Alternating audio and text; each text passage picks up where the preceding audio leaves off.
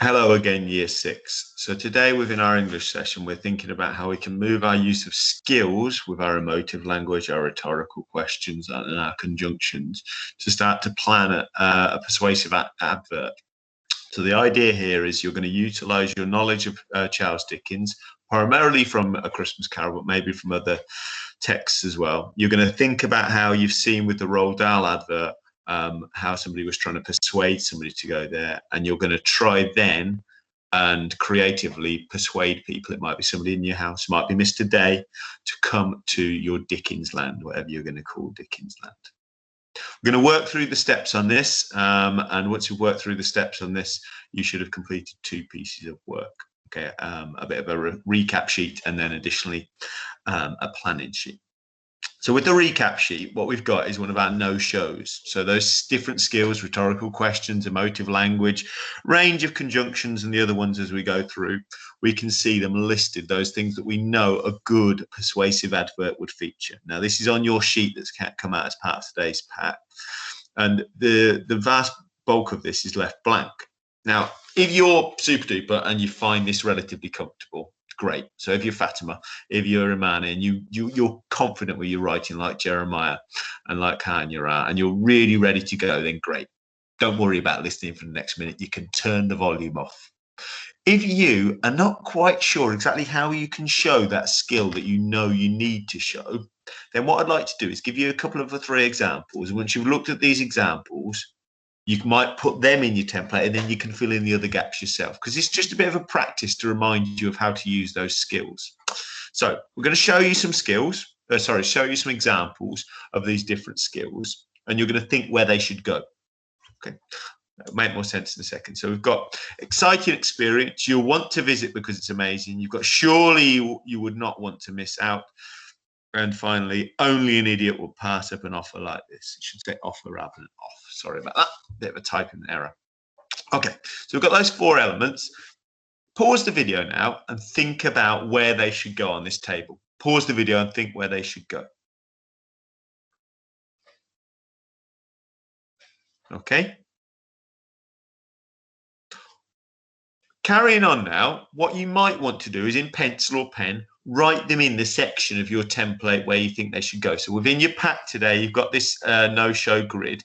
Can you think about where they should go within that? Okay. And then we'll see if you're correct, and then you can add the other ones yourself. So if we think about that first one, we've got the idea that somebody is an exciting experience. The E sound at the beginning of both those words, those consecutive words, is an example of alliteration. Alliteration attunes the reader or the hearer to something. It makes somebody think it's going to be more amazing if they hear it's awesomely amazing. Okay, using those different words together really finesses the sound to the reader or to the hearer. You'll want to visit because it's amazing. Okay, because you'll want to visit, okay? But the reason you'll want to visit is because it's amazing. It's not a great sentence. Amazing doesn't make me think I really want to go there, but it's demonstrating how that use of the conjunction because there could be used to link what you want to do, the point, and the justification with the because it's amazing, it being amazing, okay? I'm sure you can think of far better adjectives than that when you're joining your reason to your point with your conjunctions. That rhetorical question, surely you would not want to miss out, okay? Basically saying, don't miss out, don't be daft, don't not come. It's amazing. This place is wonderful. You've got to come here. Okay, so thinking about that. And finally, we've got the final one. Only an idiot will pass up an offer like this. Now, unfortunately, Mr. Springs maybe demonstrated who the idiot is by missing out the E and the R from offer. But only an idiot will pass up an offer like this. It's one of these agreement statements. We haven't looked at these particularly within our work over the last week and a half, but fundamentally you'll see these a lot and you'll hear these a lot at home. They're similar to rhetorical questions, the way they're a device which makes a point and is sometimes framed as a question. Sometimes it's just made as a point. Basically, you're saying, it would be ridiculous to disagree with this. Obviously, this is the correct thing to do. That word obviously can sometimes feature heavily within this. So see if you can have a go at using those. Try not to be too insulting. Idiot's about as strong as we go. But we also wouldn't want to insult anybody who we're thinking might want to visit them. Okay, our park. Okay, so that's the first task. If you fill in the rest of your no-show grid with ideas that you've looked at over the last week, then that will help you when you're building towards your plan. So if you pause the video now while you complete that. Great. Okay, and now we're going to move through to the second element of our session. Now, you will have seen the persuasive grid. There's 2 copies there. You don't need to worry about there being 2 copies. We'll explain why as we go through. Now, the persuasive grid, this is a planning sheet that you might want to use to put in all the elements in a persuasive advert. Okay, just to remind you as you go through. I know last year in year 5, you read Holes with Mrs. Core. And when you did that, I know that you really engaged with the text. And I thought, therefore, when I model how to plan, I could use Holes so that I don't just do the chow sticking one for you, because the idea is that you're planning this. So I know we looked at Stanley, and we looked at the camp that he went to. We looked at the fact he was wrongfully imprisoned or wrongfully sent there. And we looked at lots of different features of it. So I thought if I go through examples of this text of how to complete this plan using Holes, that might work for you. So if we have a look at the beginning of this. We've got Holes Homeland. Okay, well, the Dickens sheet that's just come up, you're going to use for your section later. So I've called my theme pack Holes Homeland because it's about holes. You might want to think about something using one of those yellow titles from Dickens as the basis for it. It might be Dickens Land or something, or maybe you can think of an alliterative one like Holes Homeland. Got to try and really tempt somebody in. If you think about theme parks near us, there's Gulliver's Kingdom, which makes it's linked to the story, but it also sounds so exciting, doesn't it? Okay. Then maybe a simile or a piece of exaggeration to tempt somebody in. So as brutal as a demon. So this is maybe thinking about how the treatment of Stanley was within Holes, or maybe the place that he'd been to was as mysterious like a magician. So you're thinking of like and as for those similes in that section. You might think of some examples. Here, we've got a hook question. Now, this isn't a rhetorical question necessarily. This is a question that hooks you in. So you'll go, oh, I'd like to go there. I'd like to go and explore that character's life. Now, obviously, Stanley was one of the key characters from Holes. So I said, ever wondered how Stanley felt? You might pick another character from one of Dickens's books, or maybe you'd even frame it about Dickens himself and how he was inspired by his own experiences to write. And that might be part of the Dickens land that you plan that actually takes into account some element of Charles Dickens's former life, where he went to workhouses and would have been saved by somebody like Thomas Bernardo. Then we've got a bit of hyperbole, really, so an exaggeration. So this is the setting for Holes was Camp Green Lake, and here we're saying it's not just pretty realistic, it's the most realistic version of Camp Green Lake ever. Okay, so really that bit of hyperbole showing to tempt somebody in, because it's not just good, it's amazing, it's brilliant, it's the best there ever has been. Okay.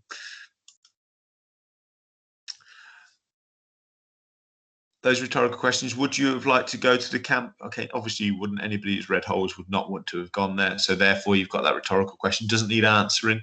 Okay, but it makes somebody think about something, persuading them that they want to go and see it now because they don't have to go and live there. So trying to think about a rhetorical question based on your experience of the text.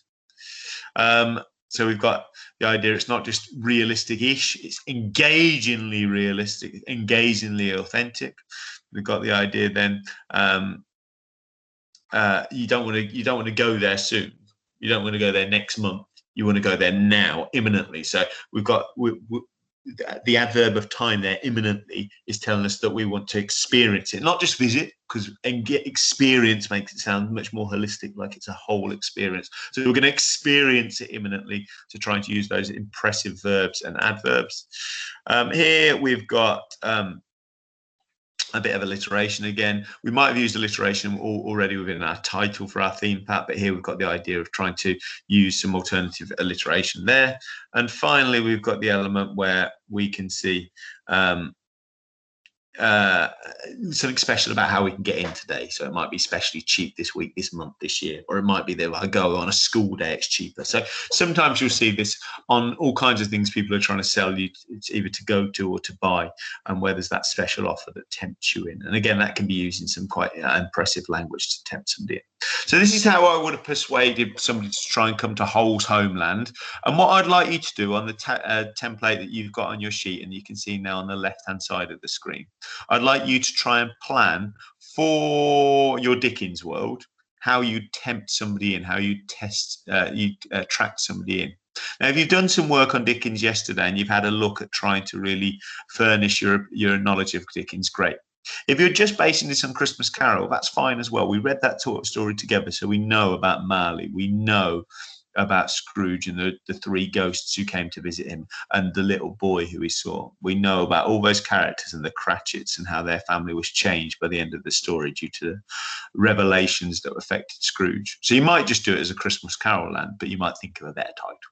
So have a think and try and plan this themed world, and then in your head, and then try and plan a piece of persuasion that's going to make us want to visit there as the second element of it. Okay, so 2 things to do today then. The first task was that no-show table that we looked at in the previous slide, and the second part, which is really important, is get a plan together, and then we'll look at how we use that plan in tomorrow's session, and we'll start writing it in tomorrow's session.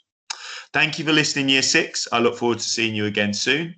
And I look forward to seeing all your plans and all the knowledge that you're garnering about Charles Dickens and the elements of his life that you're going to include in this wonderful Dickensian world. Okay, bye-bye.